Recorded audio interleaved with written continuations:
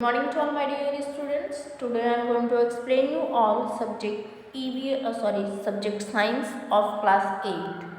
Chapter number 15. The name of the chapter is stars and the solar system. मतलब stars और solar system के बारे में यहाँ बताया जा रहा है कि क्या होता है कि जब हम नानी के घर जाते हैं, जब नानी का घर अगर गांव में है तो या फिर किसी भी ग्रैंड मदर दादी के घर या फिर कहीं भी जो कि गांव में घर हो, तो वहाँ अगर हम जाते हैं और वहाँ अगर लाइट नहीं होती है तो सब लोग छत पे सोते हैं, है ना। फिर जब छत पे सोते हैं तो रात के अंधेरे में हम आसमान में देखते हैं तो वहाँ में क्या दिखाई देता है, बहुत सारे तारे दिखाई देते हैं, मिलियंस ऑफ स्टार्स दिखाई देते हैं हमको, जो कि टिमटिमाते रहते हैं अपनी जगहों पे। तो जो हम आकाश में देखते हैं स्टार्स, मून और भी बहुत सारे ऑब्जेक्ट्स जो देखते हैं हम जो स्काई में होते हैं, वो सब कैलेस्ट्रियल बॉडी कहलाते हैं। क्या कहलाते हैं?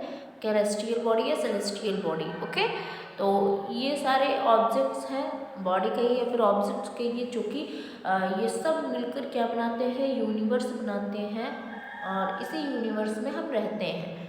तो यहाँ पे है व्हाट इज़ द यूनिवर्स, मतलब ब्रह्मांड क्या है। तो जो हमारा यूनिवर्स है इसमें सब कुछ आते हैं, प्लैनेट्स आते हैं, मून्स आते हैं और मतलब मून आता है और स्टार्स, मेटेओर्स, मेट्रॉइड्स और भी बहुत सारे जितने कॉमेट्स वगैरह हैं, सब कुछ किसमें आते हैं, यूनिवर्स के पार्ट है। और जो भी मतलब इन सब चीज़ों के बारे में पढ़ाई करता है, जो साइंस में ये बताता है, वो क्या कहलाता है, एस्ट्रोनॉमिक कहलाता है। ठीक है, तो इस तरीके से हम यूनिवर्स के बारे में जान सकते हैं। फिर यहाँ बात हो रही है मून की। मून क्या है? मून एक बहुत बड़ा कैलेस्ट्रियल ऑब्जेक्ट है जो कि हमें स्काई में क्लियरली चमकता हुआ रात के समय दिखाई देता है। ठीक है, तो वो क्या है, वो है मून। मून बहुत बड़ा ऑब्जेक्ट है। ठीक है, रात के समय ही दिखाई देता है, दिन के समय तो दिखाई नहीं देता है। कहाँ दिखाई देता है? ये स्काई में दिखाई देता है, मतलब आकाश में दिखाई देता है। और जो मून है वो मात्र एक सैटेलाइट है अर्थ का, जो कि नेचुरल सैटेलाइट है अर्थ का, जो कि अर्थ के चारों ओर ये चक्कर लगाता रहता है। इसकी खुद की लाइट नहीं होती है, ये सूरज की रोशनी से चमकता है, सूरज की रोशनी इस पर गिरती है और उस रोशनी से ये जो मून है वो चमकता है। ठीक है, जो डिस्टेंस है मून की हमारे अर्थ से वो है 3,84,403 किलोमीटर्स। ठीक है, जो मून है वो 27 डेज लेता है और 8 घंटे लेता है एक रिवोल्यूशन को कंप्लीट करने में अर्थ के। ठीक है, तो इस तरीके से जो मून है उसको हम जान सकते हैं। जो मून का सरफेस है उसमें कोई भी हवा नहीं होती है, मतलब एयर नहीं होती है, इस वजह से यहाँ पे लाइफ भी पॉसिबल नहीं है।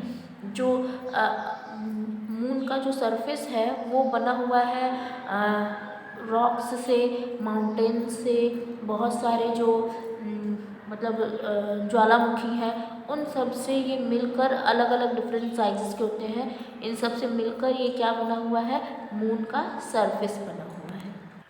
जो नील आर्मस्ट्रॉन्ग थे उन्होंने वो फर्स्ट टाइम जो कि मून पे वो गए थे, और ये एक अमेरिकन एस्ट्रोनॉट है। इन्होंने मून पे 21 जुलाई 1969 को इन्होंने अपना पैर रखा था, मतलब पहली बार इन्होंने मून पे अपना पैर रखा था। मून पे पहले जाने वाले व्यक्ति हैं ये। फिर यहाँ पे बात आती है phases of the moon. Moon के फेजेस कैसे क्या होते हैं, कैसे होते हैं, तो इस चीज़ को हम जानेंगे। तो हम जो कंटिन्यूसली हमें दिखाई देता है क्लियर नाइट में हम क्या क्या चीज़ें देखते हैं, हम उसमें मून के शेप को देखते हैं कि वो हर एक दिन बदलता जाता है। आप अगर नोटिस करेंगे या फिर डेली अगर आप छत पे सोते हैं तो आप देखेंगे कि जो मून का शेप है वो चेंज होता रहता है। कभी वो पूरा मून होता है, कभी वो आधा मून होता है, कभी वो बहुत ही पतला मून होता है। इसी तरीके से मतलब मून का जो फेज है वो चेंज होता रहता है। इसी चेंजेबल मून को क्या कहते हैं, फेजेस ऑफ मून। मून किस तरीके के कौन कौन से फेज में होता है। तो यहाँ पे कुछ वेरियस फेजेस ऑफ मून दिखाई दे रहे हैं कि किस तरीके से किस तरीके का मून यहाँ पे हमें दिखाई पड़ता है। तो फर्स्ट में देखिए ये न्यू मून है। एक न्यू मून कैसा होता है, वो है फिर सेकंड है वैक्सिंग क्रिसेंट। वैक्सिंग क्रिसेंट देखिए किस तरीके से पतला सा मून होता है। फिर फर्स्ट क्वार्टर जो होता है वो कैसा होता है। फिर वैक्सिंग गिब्बोस कैसा होता है, फुल मून। फिर है वैनिंग गिब्बोस। फिर उसके बाद है लास्ट क्वार्टर। फिर है वैक्सिंग क्रिसेंट। ओके, तो इस तरीके से ये मून के फेसेस हैं जो कि बदलते रहते हैं दिन में। ठीक है, फिर उसके बाद है यहाँ पे स्टार्स के बारे में बताया जा रहा है कि जो स्टार्स हैं वो भी हमें रात के समय दिखाई देते हैं। बहुत ही जगमग जगमग करते हैं, मतलब पिक्चर में देखिए आपको कितने प्यारे लग रहे हैं ना स्टार्स। तो बहुत सारे स्टार्स जो है रात में ट्विंकल ट्विंकल करते रहते हैं और इनमें इनकी खुद की चमक होती है जिसकी वजह से ये डिमडिमाते रहते हैं। इनको कोई मतलब इनका खुद का चमक होता है और ये हमें केवल रात को ही दिखाई देते हैं, दिन में नहीं दिखाई देते हैं। और स्टार्स हमको बहुत छोटे दिखाई देते हैं, क्यों? क्योंकि वो हमसे बहुत ही दूर होते हैं। इनफैक्ट अगर एक ट्री को आप देखिए, अगर ट्री बहुत दूर है आपसे तो आपको वो छोटा दिखाई देगा, आप उससे बड़े दिखाई देंगे। लेकिन जैसे ही उसके नज़दीक आएंगे आप देखेंगे कि जो ट्री है वो आपसे बड़ा है। तो इस तरीके से जो स्टार्स हैं वो भी बड़े होते हैं, लेकिन वो हमको इतने दूर हैं हम उनसे कि हम उनको देख नहीं सकते, मतलब कि हम उनको प्रॉपर तरीके से देख नहीं सकते। बस छोटे छोटे वो टिम टिम करते हुए होते हैं जिनको हम केवल उतना ही देख सकते हैं। दिन के समय हम स्टार्स नहीं देख सकते हैं, केवल और केवल रात के समय ही स्टार्स देख सकते हैं। अब यहाँ पे द अर्सा मेजर के बारे में बता रहा है कि ये ग्रेट बियर भी कहलाता है। ठीक है, तो या फिर इसे स्पेक्ट्रस भी कहते हैं। तो ये क्या होता है, ये एक स्टार्स का ग्रुप होता है जो मिलकर इस तरीके का स्ट्रक्चर बनाता है। तो इसे क्या बोलते हैं, इसे बोलते हैं अर्सा मेजर। ओके, ये भी हमें रात के समय अलग मतलब कि ऐसे बने हुए स्ट्रक्चर नहीं दिखेंगे, आपको सिर्फ तारे इस तरीके से दिखेंगे। आप खुद ही इसे इस तरीके से इमेजिन कर लेंगे और ये चीज़ जब बन जाएगा तो आप जान जाएंगे कि ये एक अर्सा मेजर है। ठीक है, तो ये भी रात के समय आपको दिखाई देगी। तारों का जो समूह होगा उसी में कहीं ये एक जगह होगा जहाँ पे ये इस तरीके की क्रिएशन दिख सकती है। ठीक है, फिर है यहाँ पे ओरियन। ओरियन के बारे में बताया जा रहा है, या फिर इसे हंटर भी कहा जाता है। ये जो है आकाश पे बहुत ही ज़्यादा चमकने वाला, जो कि ठंडी के समय ही सिर्फ दिखाई देता है। तो चमकने वाले स्टार्स होते हैं ये 7 से 8 जो है इसमें ब्राइटेस्ट स्टार होते हैं, जो कि एक शेप में अरेंज होते हैं। अगर आप उसे मिक्स करेंगे तो आपको एक हंटर का रूप दिखाई देगा। एक इसमें से बीच में स्टार होता है जो कि हंटर का बेल्ट बनाने का काम करता है। तो इस तरीके से इसको क्या कहते हैं, इसे कहते हैं ओरियन या फिर इसे हंटर बोलते हैं। ओके, फिर है the solar system. Solar system की बात कर रहा है तो यहाँ पे सोलर सिस्टम हमारा किन सब चीज़ों से मिलकर बना होता है, हमारे 8 प्लैनेट जो होते हैं उनसे मिलकर हमारा सोलर सिस्टम बना होता है। सन है हमारा, फिर सन के सबसे नज़दीक कौन सा है, मरकरी है, फिर वीनस है, Earth, Mars, Jupiter, Saturn, Uranus, Neptune. तो इस तरीके से सोलर सिस्टम्स हैं, ये मतलब मिलकर सोलर सिस्टम्स बनाते हैं। तो पहले हम बात करते हैं सन की।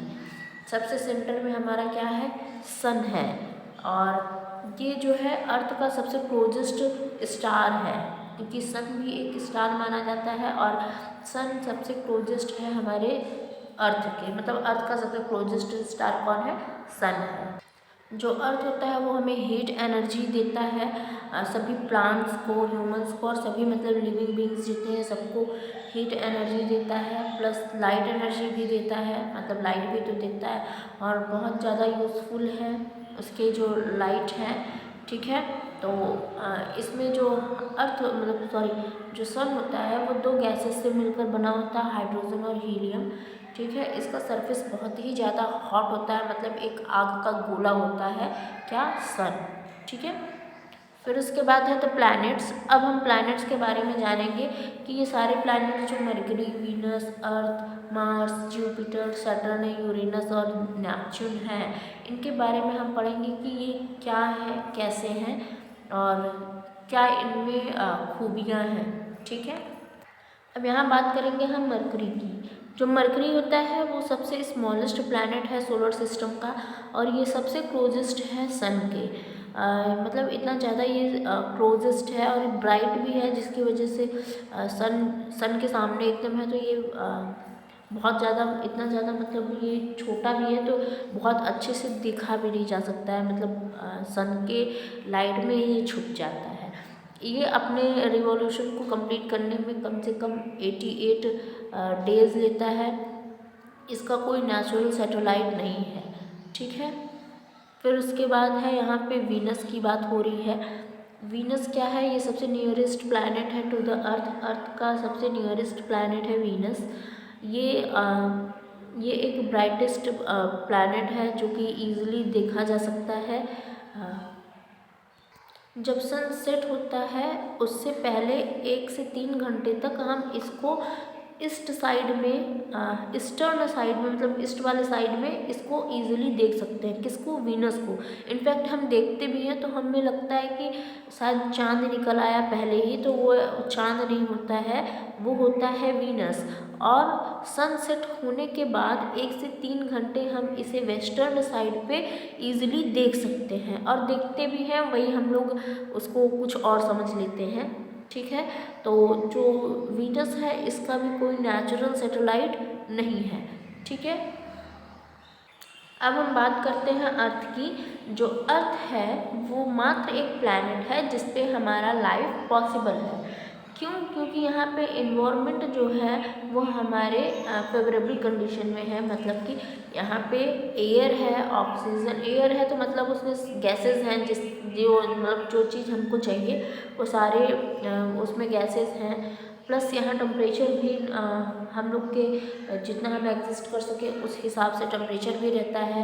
और मतलब यहाँ पे मौसम भी हिसाब से बदलते हैं। Rainy season, winter season, summer season, spring season, ये सारे ही सीज़न जो है इस पे चलते रहते हैं। और इसका जो है 3/4 मतलब कि अर्थ का 3 भाग जो है वो वाटर से कवर्ड है, और उसका सिर्फ 1 भाग जो कि लैंड है जिस पे हम रहते हैं। इस वजह से जो अर्थ है वो हमें ब्लू ग्रीन कलर का दिखाई पड़ता है। ग्रीन ये इंडिकेट करता है कि वहाँ पे अर्थ है, और मतलब वहाँ पे भूमि है, लैंड है, ग्रीनरी है।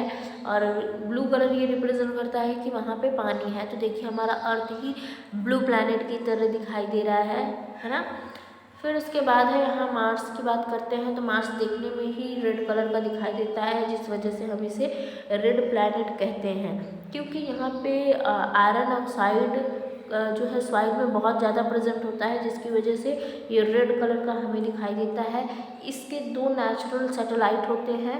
ठीक है, फिर नेक्स्ट आता है जुपिटर। जुपिटर की बात करें तो जो जुपिटर है ये लार्जेस्ट प्लैनेट है सोलर सिस्टम का। इसमें कम से कम मतलब जो जुपिटर है वो हमारे अर्थ से 1300 टाइम्स बड़ा है। ठीक है, इसलिए ये बहुत सबसे बड़ा कहलाता है। जुपिटर प्लैनेट का सबसे बड़ा मतलब सोलर सिस्टम का सबसे बड़ा प्लैनेट कहलाता है। कौन? जो जुपिटर है वो। और जुपिटर में जो है इसमें बहुत सारे सैटेलाइट इसमें पाए जाते हैं। ठीक है, फिर उसके बाद है यहाँ पे सैटर्न की बात करते हैं। तो सैटर्न क्या है? ये जुपिटर के जस्ट मतलब बाद में आता है, और ये येलो कलर का दिखाई पड़ता है। और इसमें एक रिंग जो होती है वो बहुत ही प्यारी, मतलब देखने में ही बहुत ही प्यारी लगती है। और इसके भी काफ़ी सैटेलाइट होते हैं जो सैटर्न होते हैं, जैसे कि जुपिटर भी इसका सैटेलाइट कहा जा सकता है। लार्ज नंबर ऑफ सैटेलाइट इसमें होते हैं। ठीक है, फिर बात आती है यूरेनस की। तो जो यूरेनस है वो दूसरा second most outer most planet है सोलर सिस्टम का। और ये भी मतलब वीनस भी ईस्ट से वेस्ट की ओर क्या करता है, रोटेट करता है।